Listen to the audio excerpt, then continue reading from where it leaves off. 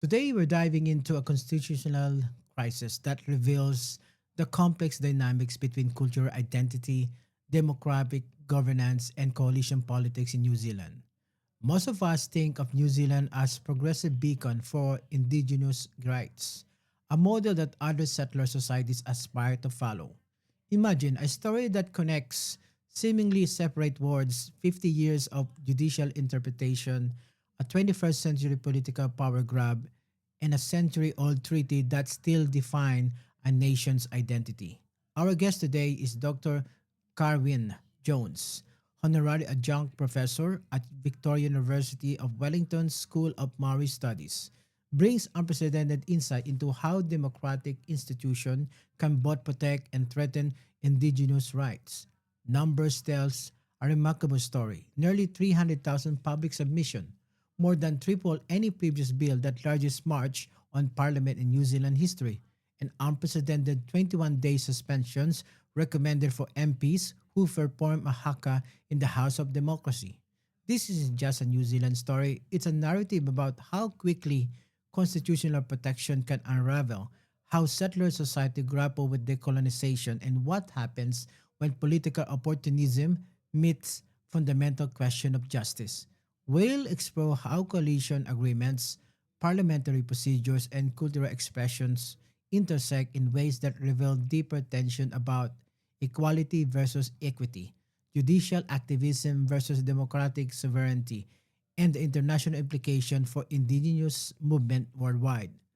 From the windswept corridors of Parliament House to indigenous community across the globe watching with growing concern, this controversy exposes the sterling vulnerability of rights many assume were permanently protected. Stay with us as we unravel this compelling narrative of constitutional crisis and cultural resistance.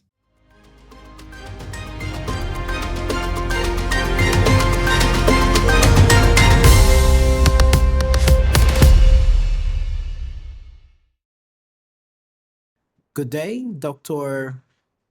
Carvin Jones, honorary adjunct professor, School of Maori Studies at Victoria University of Wellington. How are you today? I'm very good, thank you. Thank you for your time, Dr. Jones.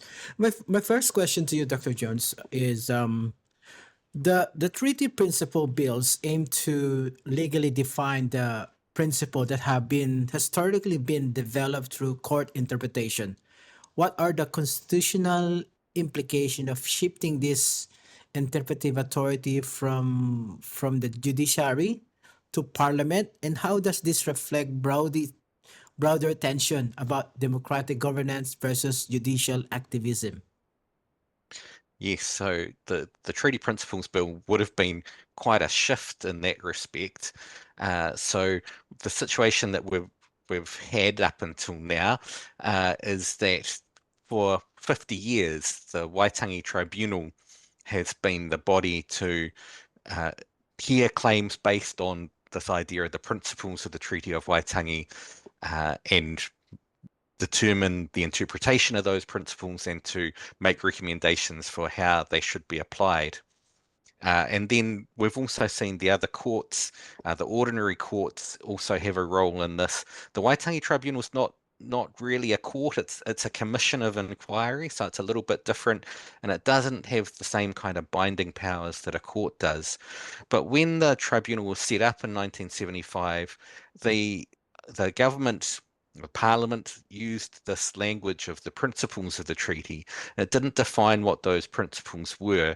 And it seems pretty clear that the intention was that it didn't have a particular list of principles in mind, Mm-hmm. but rather it was a kind of guide to the Waitangi Tribunal to say, when you're interpreting the Treaty of Waitangi, we want you to look not just at the kind of black and white text of the words, but we want you to take into account the context and the circumstances. We want you to think about the Maori language text and the English language text, and we want you to think about how that's going to apply in our society today. Not just think about what it means in 1840, but actually what it means as we continue to face new circumstances and challenges.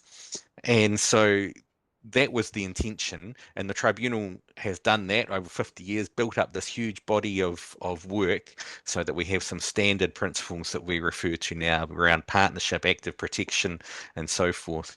And for the Parliament to then say, no, we don't want those principles, we're going to set a different set of principles, would have been, throwing out kind of 50 years of understanding that Maori and the government had built up about how the treaty was going to work, and would have really put us back to starting again, thinking about, well, what do these new principles mean? How are they going to apply?